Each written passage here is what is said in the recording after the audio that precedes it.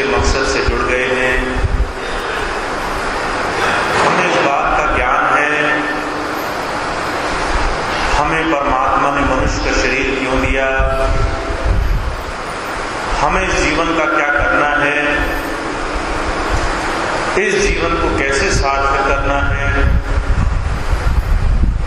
गुरु के चरणों में बैठकर इस बात का ज्ञान हम कर चुके हैं। पर इतना सब हो जाने के बाद भी गुरु मत में चलने का साधन, अभ्यासी होने का साधन बड़े कम बिरले जीवों ने ही संसार में कमाया है। हुजूर कहा करते थे, दो तरह के जीव गुरु चरणों में आकर बैठते हैं। एक वो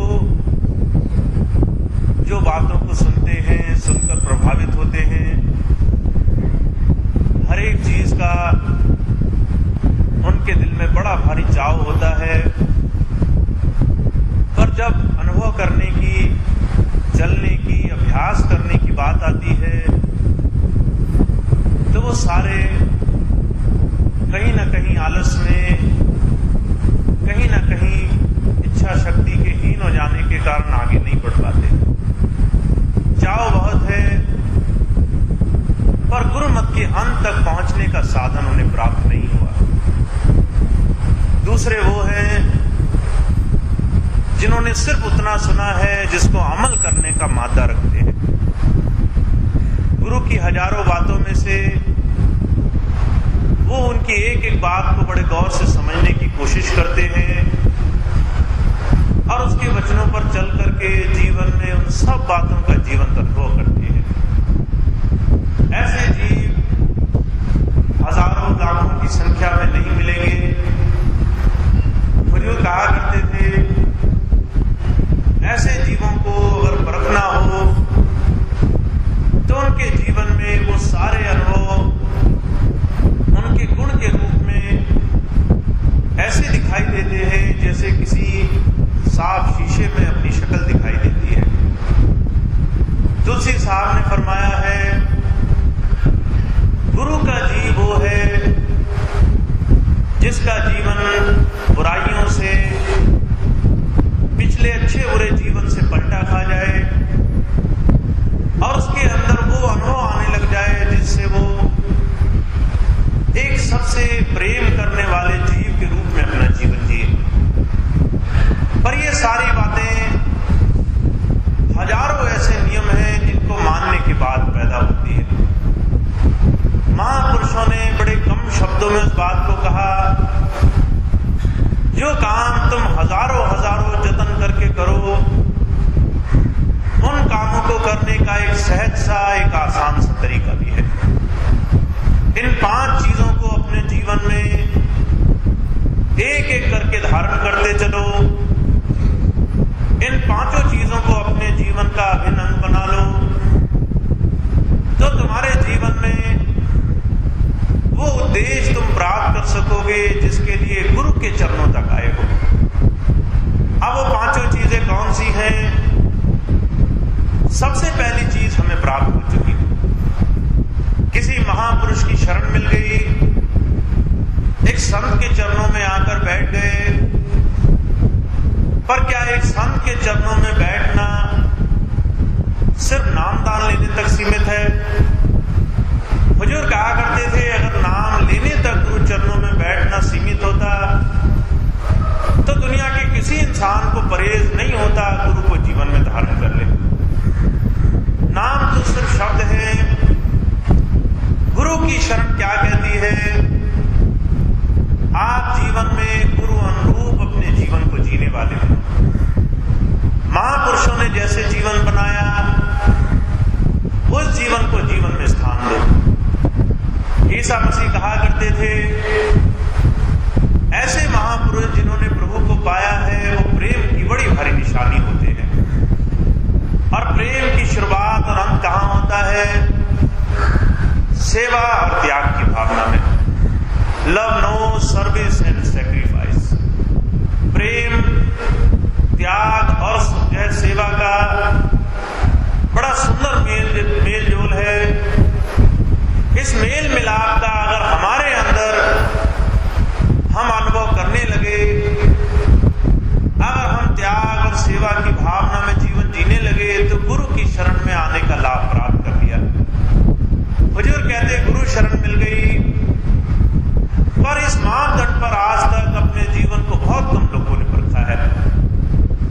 कितने ऐसे हैं जो सेवा करके और कितने ऐसे हैं त्याग करके जीवन में संतों के अनुभव को जीवन में प्राप्त करना चाहते हैं। गुरुवाणी में तीसरी पातशाही श्री गुरु अमरदास जी महाराज हुए, उन्होंने भी बड़े साफ लफ्जों में फरमाया है। उन्होंने कहा, सतगुरु की सेवा सफल है, जे को करे चितलाए, मन चितिया फल पावना हव में बिच हो जाए।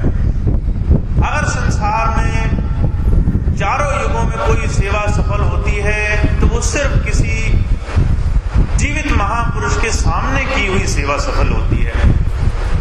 ऐसी सेवा जो गुरु अनुरूप की जाए, जिसमें दुनिया के विषय विकारों को छोड़ने के लिए भी किसी के जीवन में परहेज ना हो, ऐसी सेवा हम जीवन में प्राप्त करने वाले बने। हुजूर कहा करते थे, सेवा के कई रूप बनाए गए, तन से सेवा, मन से सेवा, धन से सेवा, पर सेवा की सिर्फ एक परिभाषा है, दूसरों के अगर सुखों के लिए अपने सुख को छोड़ना पड़े और वो सुख छोड़ने के लिए आप राजी हो, सिर्फ इसलिए क्योंकि दूसरे का भला करना चाहते हो। हुजूर कहा करते थे, जब ऐसी भावना किसी के अंदर बनती है तो सेवा भी बनने लग जाती है। फिर चाहे आप धन की करो, मन की करो या तन की सेवा करो, जब तक किसी दूसरे का हित करने की भावना नहीं है, जब तक उसके लिए त्याग करने की भावना नहीं है, तब तक सेवा भी सफल नहीं हो पाती। तो जो कहा करते थे, गुरु शरण मिलना सेवा और त्याग का बड़ा सुंदर मेलजोल है। अगर गुरु शरण मिली है, सेवा और त्याग की भावना जीवन में नहीं पनपी है, तो आप अभी गुरु वाले नहीं बने, आपने गुरु की दया मेहर की अभी सार नहीं पाई। पर कहते हैं इससे भी ज्यादा जरूरी चीजें हैं, वो सारी चीजें गुरु की शरण में सहायक देती हैं। कौन सी चीजें? सबसे पहली साधुओं की संगत की जाए।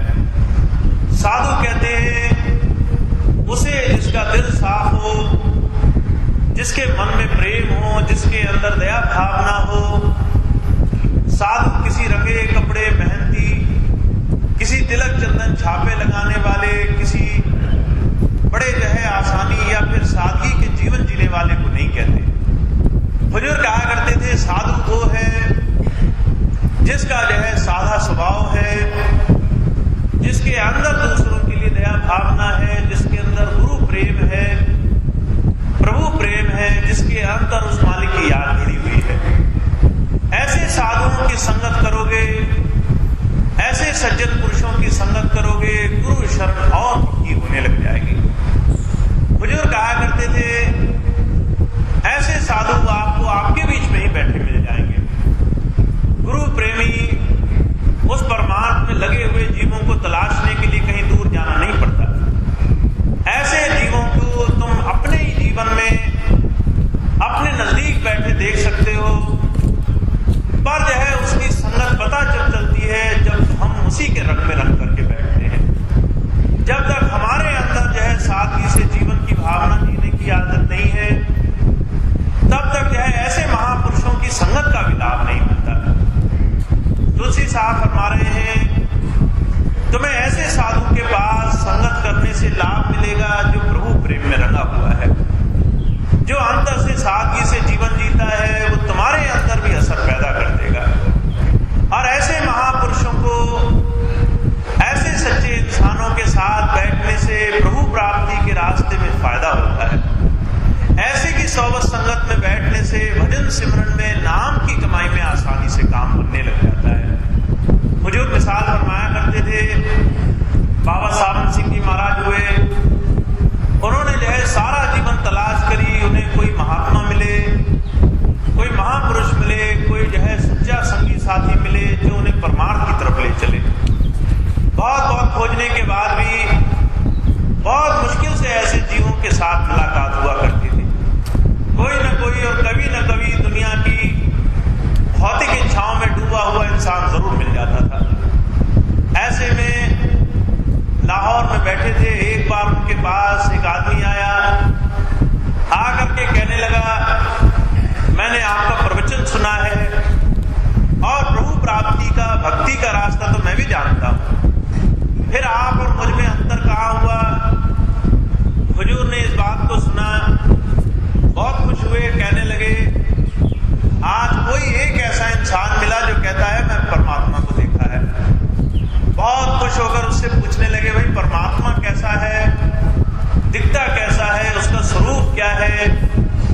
क्या तुम्हारी उससे मुलाकात होती है, मेल जोल है, क्या उसको देख सकते हो? जब ये सवाल पूछे तो साधु की हैरत का ठिकाना नहीं रहा। उसने कभी सोचा नहीं था परमात्मा को देखा भी जा सकता है, उसको जो है प्राप्त भी किया जा सकता है, उसका कोई रंग रूप शक्ल सूरत भी होती है, उसका कोई अपना स्वरूप भी होता है। वो तो ये मान बैठा था दुनिया में कितने कितने परमात्मा के स्वरूप मंदिरों मस्जिदों में है, इनमें से किसी एक की भी साधना अगर पक्की हो जाए, किसी पर भी भक्ति हम खूब खूब आस्था से कर ले, यही परमात्मा के दर्शन करना है। जब उसने बाबा जी की बात सुनी तो बड़ी हैरत मानी। कहने लगा, आप तो ऐसे कहते हो जैसे परमात्मा कोई इंसान है, उसको देखा जा सकता है, उसे छुआ जा सकता है। परमात्मा को देखना तो सिर्फ ऐसे है जैसे हमने अपनी साधना में खूब खूब प्रेम और खूब खूब आस्था से काम कर लिया हो। आज तक परमात्मा को किसी ने नहीं देखा। जब ये बात कही तो बाबा जी जितना खुश होते थे उतना उदास हुए। कहने लगे, हजारों लाखों में परमात्मा की भक्ति करने वाले जी बड़ी मुश्किल से मिलते हैं। हुजूर कहा करते थे, उन्हें सारे जीवन में बहुत खोजने के बाद भी बड़े चंद गिने चुने ही जीव ऐसे मिले जिन्होंने उस प्रभु प्राप्ति के लिए जीवन लगा करके अपना जीवन सादगी से जीना शुरू किया। हुजूर कहा करते थे, साधु पुरुष, सज्जन पुरुष बड़ी आसानी से नहीं मिलते, पर अगर आपको ऐसे महापुरुष मिल जाएं, कहते उनकी संगत किया करो। उनकी संगत से चाव पैदा होगा, प्रेम लगन पैदा होगी, अंतर से नाम की कमाई करने का चाव हमारे दिल में और पैदा होने लग जाता है। हुजूर तो यहाँ तक कहा करते थे, कहते थे गुरुवाणी में सोबत के रंग को हुजूर ने बड़ी जोर देकर के फरमाया है। कहा, सुवर भरे प्रेम रस रंग उपजे चाव साध के संग। जिसके अंदर जैसा रंग लगा होगा उसके साथ की संगत तुम्हें भी वैसा ही बनाने वाली है। अगर तुम किसी पैसे के लालची आदमी के साथ सारा जीवन संगत करो, उसकी बात सारा जीवन सुनो, तुम्हें इस बात की हैरत होगी तुम्हारे दिल में भी कहीं ना कहीं पैसे का शौक पैदा हो गया। अगर तुम्हें जो है किसी धन, किसी घर, किसी और चीजों के लालची आदमी से संगत हो जाए, वैसा ही चाव पैदा हो जाता है। वहीं हुजूर कहा करते थे, अगर किसी प्रभु प्राप्ति के लालची आदमी की संगत लग जाए, जिसे सिर्फ परमात्मा के दर्शनों की लालसा है, उसकी संगत में बैठो, तुम्हारे अंदर उसके दर्शनों का चाव पैदा होने लग जाएगा। सोबत संगत बिना कुछ कहे, बिना कुछ दिए इंसान को अपने रंग में रखती है। इसलिए तुलसी साहब कहते, इंसान जो गुरु चरणों में आकर बैठे, उसे कुछ पाने का तरीका तब हासिल होगा। सबसे पहली बात, किसी प्रभु प्राप्त योगी, किसी अच्छे जो है गुरु भगत, किसी सत्संगी, किसी गुरु के चिंतन करने वाले की संगत में बैठेगा। दूसरी बात, उसका जीवन सीधा साधा होगा। वो जो है विषय विकारों से, बुराइयों से दूर हट करके सादगी से जीवन जीता होगा। जैसी संगत वैसी रंगत। हुजूर कहा करते थे, संगत का सबसे पहला प्रभाव, संगत से क्या पैदा होगा? दया, दीन, उपकार। कहते तुम्हारे अंदर दया की भावना आएगी। इसको और बारीकी से समझना हो, हुजूर कहा करते थे, एक गुरु जो है भगत की, एक किसी प्रभु प्राप्त योगी की सोबत संगत से अगर हम सच्चे दिल से उसकी याद बनाकर बैठे, तो हमारे अंदर ये तीन चीजें अपने आप बनने लग जाती हैं। दूसरों के लिए जीवन जीने की भावना आती है, दूसरों के बुरे कहने के बाद भी हमारे अंदर में संतोष भावना पैदा होती है, और कहते दूसरों के करने के लिए हमारे दिल में कुछ चाव पैदा होता है। दया भावना आती है, गरीबी की भावना आती है, और दूसरों के लिए भला करने की इच्छा पैदा होती है। और जो कहा करते थे, माफ करना, कई जो है जन्म गुजर जाने के बाद भी जीव इस भक्ति के साधन को नहीं प्राप्त कर पाता। कारण क्या है? हुजूर कहा करते थे, महापुरुषों की संगत भी मिल गई, सज्जन पुरुष भी मिल गए, पर हम उससे कुछ प्राप्त नहीं कर पाते क्योंकि हमारी एकाग्रता उस पर जमी नहीं हुई। हमने जो है गुरु के चरणों में जाना तो स्वीकार कर लिया, पर गुरु से कुछ पाने के लिए हमारी एकाग्रता गुरु की तरफ होनी चाहिए।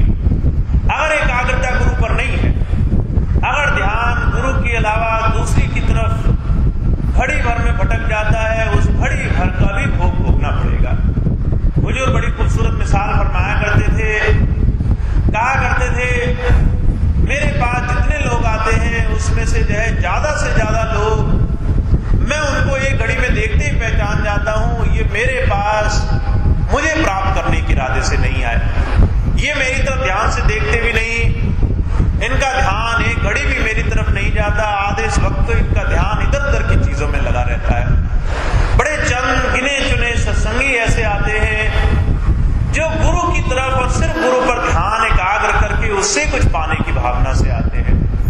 ऐसे सत्संगी जब गुरु के पास आते हैं, हुजूर कहा करते थे वो किसी जामे में हो, वो एक गरीब शरीर में हो, एक अमीर जामे में हो, वो एक जो है गंदा भद्दा दिखने वाला इंसान हो, एक अच्छा दिखने वाला इंसान हो, उससे गुरु को सबसे ज्यादा प्रीति होने लग जाती है। हुजूर मिसाल फरमाते थे, बाबा सावन सिंह जी महाराज डेरे में बैठे थे। एक बार जो है मैंने बड़ी दूर से गर्मी के दिनों में पैदल चलकर आई, पसीने से जो है वो बिल्कुल तरबतर हो गई, पूरा शरीर जो है पसीने की गंध से भरा हुआ था। जब वो आई, आकर के दर्शन करने के लिए बैठी तो हुजूर के बिल्कुल नजदीक आकर के बैठ गई। हुजूर के सेक्रेटरी थे, उन्हें बात बड़ी बुरी लगी कि हुजूर बैठे हैं, ये दोनों जो है ये इतनी सारी जो है बहनें बाहर से आई, इतनी जो है पसीने में तरबतर है, इतनी गंध आती है, और गुरु महाराज के पास जाकर बैठ गए। उन्होंने फटकारना शुरू किया, कहा भाई उठो, चलो गुरु जी के पास थोड़ी देर में आकर बैठना। बात तो बोली नहीं, पर जो है उनका मंतव्य, उनकी मन की मंशा साफ थी कि इनके अंदर इतनी गंध आती है, गुरु जी के पास इन्हें नहीं बैठना चाहिए। अब गुरु से क्या छुपा है? बाबा जी ने उन्हें देखकर कहा, अपने सेक्रेटरी को कहने लगे जिसको तुम दुर्गंध समझ रहे हो, असलियत में इनकी प्रेम की सुगंधी है। तुमने सिर्फ बाहर शरीर को देखा है, मैं इनकी आत्मा तक के ख्याल को जानता हूं। इनके अंदर की भावना मुझे जो है इनकी बाहरी तमाम बुराइयों को भी नहीं देखने देती। इनका प्यार सबसे ऊंचा है। हुजूर कहा करते थे, गुरु को सिर्फ शारीरिक रूप में जानना बड़ा मुश्किल काम है, वो तो अंदर की भी जानता है, हमारी आत्मा में किस तरह का भाव जुड़ा हुआ है और हम क्या लेकर उसके पास जानते हैं, क्या लेकर उसके पास जा रहे हैं, सारी भावनाओं को वो पूरी आंखों से देख लेता है, और उसी भाव से वो हमारे अंदर की हालत को देखकर हमें अपने साथ जोड़ लेता है। जो दुनिया के ख्याल से आ रहे हैं, जिनके मन में सिर्फ लेन देन की भावना जुड़ी है, जिनका ध्यान तक गुरु की तरफ एकाग्र नहीं, माफ करना धोखा खा जाते हैं। हुजूर कहा करते थे, उससे कुछ छुपा नहीं रह सकता, उसकी तरफ जिसकी भी एकाग्रता होगी उसके अंदर ये तीन चीजें आ जाना स्वाभाविक है। पहली बात, वो दया की भावना को लेते देर नहीं रखेगा, उसके अंदर दूसरों के लिए हमेशा प्यार और जो है सच्चाई की भावना होगी। वो दूसरों से जो है कड़वी वाणी नहीं बोल सकेगा। अगर कोई उसे अपशब्द बोल जाए, बुरा बोल जाए, अगर जो है उसको इतनी बुरी बात बोल जाए कि वो सहन ना कर सके, तब भी अंदर से बुरी बात नहीं निकलेगी। ये हमारे अंदर की वो दया भावना है जो उस दिन प्रकट होती है जिस दिन गुरु की शरण में कुछ लेने के लिए हम आते हैं, जिस दिन महापुरुषों की संगत में, किसी गुरु प्यारे की संगत में बैठकर चाव दिल में बनने लग जाता है। हुजूर कहा करते थे, ये पारखी चीजें हैं, ये ऐसी चीजें हैं जिसकी परख सत्संगी को खुद कर लेनी चाहिए। वो इस इरादे में ना बैठे दूसरा एक दिन आकर उसे बताएगा तुम कैसे हो। उसे चाहिए 5 चीजों से अपनी परख अपने आप कर ले। पहली बात, जब गुरु की सोबत संगत में बैठ गया, नाम ले चुका है, तो नाम लेने की बात क्या कर रहा है, कितना आगे बढ़ा, कितना उसे अंतर में गुरु रूप के दर्शन होते हैं, कितना ध्यान उसका एकाग्र होता है, कितना शरीर हल्का होता है, वो कितना शरीर को छोड़ करके अपने अंतर के मंडलों में आने जाने वाला बना। दूसरी बात, उसके दोस्त मित्र कैसे हैं, कैसों की दोस्ती उसको पसंद है, ये भी उसके जीवन का बड़ा ऊंचा खाका है। अगर उसे जो है विषय विकार करने वाले, चकाचौंध तड़क भड़क में रहने वाले, अगर उसे जो है बहुत ज्यादा निंदा चुगली द्वेष करने वाले लोगों से प्रीति है, तो समझ लो तुम भी वैसे हो, तुम्हारे उनमें कोई अंतर नहीं। हुजूर कहा करते थे, बुरी चर्चाएं करना या उनको शौक से सुनना दोनों ही एक बराबर का पाप रखता है। वो कहते भाई, साधुओं की संगत की अगर तुम्हें शौक है, अगर ऐसे संतों की, ऐसे गुरु प्यारों की संगत में बैठकर तुम्हारा दिल करता है, तो समझ लो कुछ कुछ गुरु भक्ति के रास्ते पर बढ़ चले।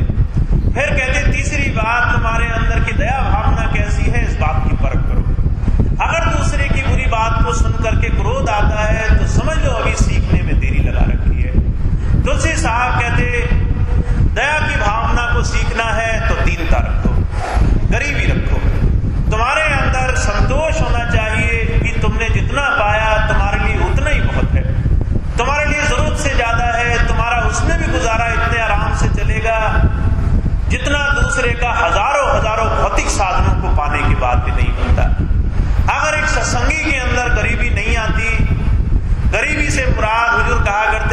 भूखे रहने से नहीं, एक गरीबी और तंगी की हालत में रहने से नहीं। हुजूर कहा करते थे गरीबी को सीखना जरूरी है। गरीबी वो है जिसमें आप कम से कम जरूरत में अपना काम चला लेते हो, जिसमें आपको ज्यादा पाने की उम्मीद नहीं रहती, जिसमें आपके अंदर दूसरों की हर एक बात सुनने के बाद भी उसको हजम करने की ताकत रहती है।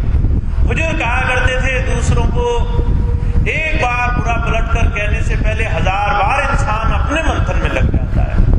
एक सत्संगी की हालत वो है जो अपने जीवन की परख करे। तो वो कहते हैं जब ये दोनों बातें आ जाएंगी, दूसरों का भला करने के लिए, दूसरों की सेवा करने के लिए, तुम हमेशा आगे रहोगे। तुम्हें फिर ये भी खबर नहीं होगी तुम्हारे जीवन में तुम्हारा काम अच्छा हो रहा है, बुरा हो रहा है। तुम्हें उससे ज्यादा संतोष इस बात का होगा कि तुमने दूसरे को कुछ अच्छा करके दे दिया, तुमने दूसरे का कुछ भला कर दिया, तुम्हारे जीवन से किसी दूसरे का भला हो सका। तो जो कहा करते थे माफ करना, शाब्दिक रूप में सत्संगी होना और व्यवहारिक रूप में सत्संगी होना तो अलग अलग और बिल्कुल विपरीत विषय हैं। शब्दों में कि हम सत्संगी हैं कहना कोई बहुत ज्यादा जोर नहीं लगाता। हम कहते हैं हमने नाम ले लिया, हम सत्संगी हो गए। शायद दुनिया का सबसे आसान काम है ये कह देना और अपने आप को सत्संगी मान करके अपनी उम्मीदों को 1000 गुना बढ़ा लेना, सिर्फ अच्छे अच्छे की उम्मीद करना। पर हुजूर कहा करते थे असलियत में गुरु शिष्य होने के लिए जीव को थोड़ा थोड़ा जीवन को संयमित करना पड़ता है। अपने जीवन की पड़ताल, अपने जीवन की सफाई के लिए जीवन जीना पड़ता है। तो जो कहा करते थे माफ करना ये काम उनका बना है जिन्होंने महापुरुषों की सोबत से कुछ पा लिया है। गुरु वो है जो है अरबों खरबों में एक आधे की संज्ञा रखता है। हुजूर क्या फरमाया करते थे, कहा करते थे सिंगों के लेड़े नहीं, हंसों की नहीं बात, लालों की नहीं गोरियां, संत न चले जमात। जिन्हें तुम गुरु की सोबत संगत में, गुरु की संज्ञा में बैठकर नाम की कमाई करता हुआ देखते हो, हुजूर कहा करते थे वो लाखों करोड़ों में भी नहीं, वो माफ करना एक आधे ही होंगे। ऐसे एक आधे किसी प्रभु प्राप्त योगी की संगत में जाकर बैठने का सौभाग्य हमें मिला है। अब ऐसे महापुरुषों की संगत से क्या पाना है और कैसे पाना है, ये जो है कुछ कुछ महापुरुषों की वाणी को थोड़ा थोड़ा मंथन करके अभ्यासियों का मत है। अगर थोड़ा सा इस बात पर चला जाए, अभ्यास करके देखा जाए तो कुछ कुछ अंतर की कमाई का रास्ता खुलता है। तो हम असलियत में गुरु के चरणों में बैठे जरूर हैं, नाम लेवा है, गुरु के नाम से जुड़ गए हैं। पर जो कहा करते थे असलियत में गुरु की सोबत संगत में बैठना वो है जहां तुम्हारा आचरण बनने लग जाए। अगर तुम पहले दिन जब नाम लेने गए थे उस दिन तुम्हारे अंदर काम, क्रोध, लोभ, मोह, अहंकार, निंदा, चुगली, दूसरों के लिए बुराई की भावना, लड़ाई झगड़े, बैर विरोध की भावना होती थी, अगर वो आज 20-20 बरस बाद भी वैसी की वैसी बनी हुई है जबकि पहले से दुगनी हो गई है, तो माफ करना तुमने फिर गुरु की सोबत संगत में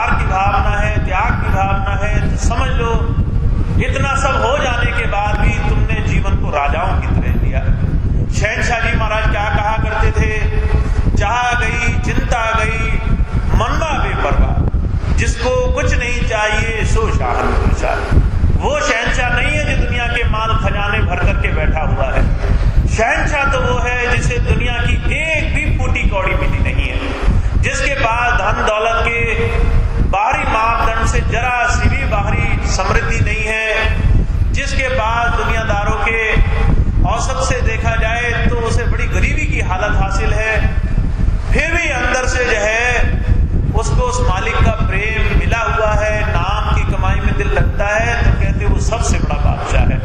हुजूर कहा करते थे जिसमें चिंताएं नहीं है, जो है निश्चिंत होकर के अचिंत होकर जीता है, कहते भाई वो राजाओं से 1000 दर्जे अच्छा है जो दुनिया के भोगों में लिप्त पड़े हैं। हुजूर बाबा सावन सिंह जी महाराज कहा करते थे तुम्हें मालिक से ये जीवन मिला, 70 बरस 80 बरस 100 बरस का जो भी ये जीवन है, अगर इस जीवन में तुमने एक एक सांस उस मालिक की खोज में लगा दी, ना तुम्हें सुख मिला, ना आराम मिला, ना तुम्हें बाहरी भौतिक चैन का जीवन मिला, अगर तुम्हें दुनियावी दृष्टि से बड़ा खराब से खराब जीवन जीने के बाद भी तुम्हारी खोज प्रभु प्राप्ति का रास्ता तुम्हारा सफल हो गया, तो बाबा जी कहा करते थे फिर मैं जीवन को व्यर्थ नहीं मानता। मेरे लिए ऐसा जीवन दुनिया का सबसे बड़ा धन्य जीवन है जो अपने इस भौतिक जीवन को खोने के बाद भी प्रभु प्राप्ति के जीवन को हासिल कर लेता है। इसी बात को ईसा मसीह ने कहा, उन्होंने कहा who shell lose this life shell save it, who shell save this life shell lose it. जो इस जीवन को अपने हाथों से जाता हुआ देखे, खो दे, उसको लगे कि मैंने दुनिया की कोई चीज नहीं कमाई, मैं सबसे बिछड़ गया, पर वहीं उसे लगे कि मैं अंतर से मालिक की याद में जुड़ा रहा, मैंने भक्ति करी, नाम की कमाई करी, तो वो कहते हैं दुनिया की खोज आने के बाद भी तुमने इस जीवन को बचा लिया, तुम जन्म मरण में नहीं फंसे, तुम बार बार मुर्दे खाने में नहीं आए, तुम्हें बार बार इस संसार में आकर दुख नहीं उठाने, पर कहते अगर तुमने इस संसार को इकट्ठा किया, एक एक चीटी चीटी के जो है भार से तुम संसार को भरते रहे, तुम्हें दुनिया तो अच्छी लग रही है पर प्रभु प्राप्ति का तुम्हें शौक नहीं, तो कहते ये दुनिया तुमने लाख इकट्ठी कर ली हो, फिर भी जब तुम संसार से जाओगे तो रोते हुए और दुखी ही जाओगे। हुजूर कहा करते थे, संतों ने बड़े सुंदर संकेत दिए, उन्होंने कहा वो भाग्यशाली हैं जो गुरु चरणों में बैठे हैं, पर वो उससे भी ज्यादा भाग्यशाली हैं जो गुरु वचनों पर चलते हैं, जो गुरु की बात मानने के लिए अपना जीवन का एक एक सांस खर्चने में भी परहेज नहीं करते। तो हम और आप असलियत में गुरु चरणों में बैठे वो भाग्यशाली जीव हैं जिन्हें गुरु ने खींच कर नाम दिया है। हमने नाम पा लिया, पर नाम पाने को मैंने कभी अपने जीवन की सबसे बड़ी उपलब्धि नहीं माना। ये तो एक महापुरुष की उस जो है क्लास में दाखिला लेना मात्र हुआ जिसमें हम जाकर के अपने आप को विद्वान समझने लगे हैं। हमें अभी चाहिए कि हम एक एक बात अपने गुरु की मान करके अंतर अभ्यास में लगकर जीवन को गुरुवर रूप बना ले, सत्संगी बनने लग जाएं, इन 5 चीजों को जीवन में धारण कर लें। गुरु शरण मिल गई, दूसरी बात अब ये करो, ऐसे दोस्त बनाया करो जो है अच्छी चर्चा करें, जो विषय विकार से छूटे हों, जिनको जो है दूसरों की बुराई में भलाई में ज्यादा इंटरेस्ट ना हो, ज्यादा शौक ना हो, जो दूसरों के जीवन में झांकते ना हो, जो अपना जीवन सादगी से जीने की भावना रखते हो, ऐसों की संगत करो, ऐसों से प्यार करो, ऐसों के साथ बैठ करके बैठा करो। और 3 चीजें और, दया भावना रखो, दिल में गरीबी रखो, दीनता रखो, और दूसरों की भलाई के लिए, सुख के लिए अगर तुम्हारा छोटा सा भी नुकसान होता हो तो जो है उस नुकसान को छोड़ करके दूसरों की भलाई की भावना पहले रखो, दूसरों के लिए जीवन जीने लग जाओ। हुजूर कृपाल सिंह जी महाराज कहा करते थे जीवन वो है जो दूसरों के सुखों के लिए जिया जाए। अगर इंसान सिर्फ अपने लिए जीता है तो उसमें और पशुओं में कोई अंतर नहीं, पशु भी अपने लिए ही जीता है, कभी दूसरे के लिए नहीं जीता। अगर हम दूसरों के लिए अपना जीवन देने लग जाएं, दूसरे का ख्याल पहले रखें, दूसरे का ध्यान पहले रखें, उसके दिल को हम दुखाने से पहले 1000 बार सोचें क्या इसके पीछे कोई ऐसा पक्का मुद्दा है जिसके लिए उसका दिल दुखाना जरूरी है। अगर तुम्हें जो है ये सारी बातें अपने जीवन में आचरण कर लोगे तो जो कहा करते थे तुम्हारे अंदर नाम प्रकट होने लग जाएगा। एक घड़ी की भी देरी नहीं तुम्हें नाम कमाने में देर लगे। हुजूर कहा करते थे इंसान का बनना मुश्किल है, परमात्मा का पाना मुश्किल नहीं। प्रभु तो मिला मिलाया है, तुम्हें तो जीवन ही निखारना है, तुम्हें जीवन ही संभालना है, जीवन की साफ सफाई करके गुरु अनुरूप से चलाना है। तो हम हैं तो बहुत भाग्यशाली जीव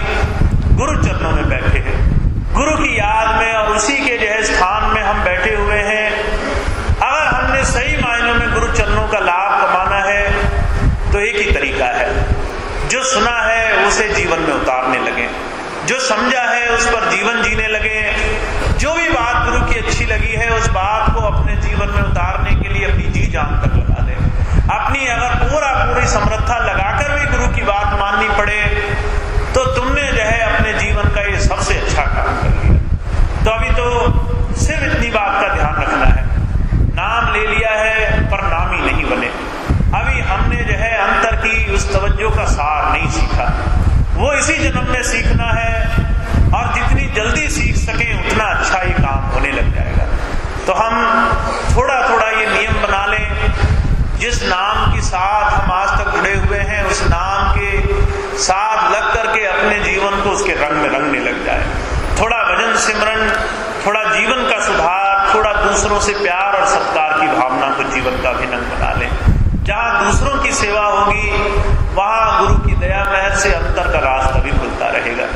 तो ये सिर्फ थोड़ी सी बात अभ्यासियों के मत की है, आपने हजारों बात सुनी होगी, पर जो है अपने जीवन में अभ्यास करने के लिए अपने आप को उन सारी बातों को फिर से सुनाना जरूरी है। मुझे और कहा करते थे सत्संग कोई जीवन भर इंसान को याद नहीं रहता।